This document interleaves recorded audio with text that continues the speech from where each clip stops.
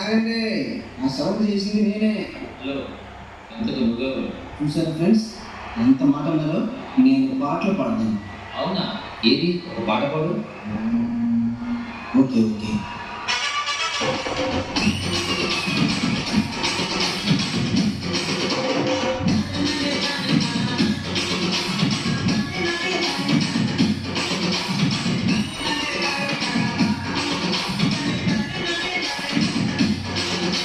ఇప్పుడు ఏమైంది అలా కూర్చున్నావు?